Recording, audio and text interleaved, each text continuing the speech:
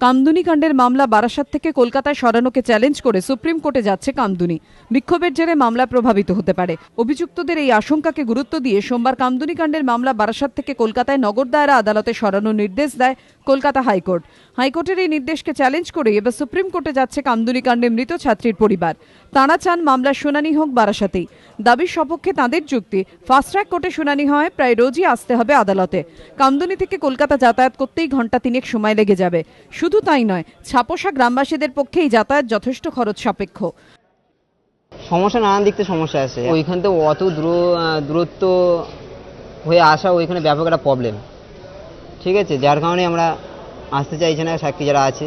Supreme কোর্টে আমরা দ্বারস্থ হচ্ছি, সেটা হচ্ছে মামলাটা যাতে বারাসাতেই থাকে। বারাসাত কোর্টে হলে তো আমাদের সুবিধে হয়, কেন বাড়ির কাছ থেকে যাওয়া যায় আর কি। খরচের পাশাপাশি কামদুনি চিন্তা সাক্ষীদের নিরাপত্তা নিয়েও। তাঁদের প্রশ্ন, এতটা দীর্ঘ পথ অতিক্রম করে কলকাতায় যাওয়া আসা কি আদৌ সাক্ষীদের পক্ষে নিরাপদ হবে? আমি যেটা বলছি যে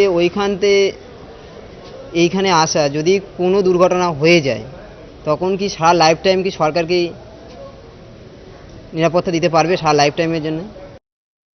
এই সমস্ত আশঙ্কা থেকে সুপ্রিম কোর্টে যাওয়ার সিদ্ধান্ত নিয়েছে কামদুনি।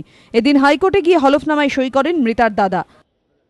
যে স্থানান্তরিত হয়েছে মামলাটা বারাসত থেকে নগর দায়রা আদালতে, সেটা যাতে না হয়, সেটা যাতে বারাসতেই থাকে, তার জন্য আমরা সুপ্রিম কোর্ট যাচ্ছি। আজকে ওকালতনামায় সই হলো। অ্যাজ সুন অ্যাজ পসিবল, যত তাড়াতাড়ি সম্ভব সুপ্রিম কোর্টে মামলাটা ফাইল হবে। হাইকোর্ট রাজ্য সরকারকে সাক্ষীদের আদালতে নিয়ে যাওয়ার খরচ বহনের নির্দেশ দিলেও সেই টাকা চায় না মৃতার পরিবার। তাদের একটাই দাবি, শাস্তি পাক দোষীরা। প্রকাশ সিংহের রিপোর্ট, এবিপি আনন্দ, উত্তর 24 পরগনা।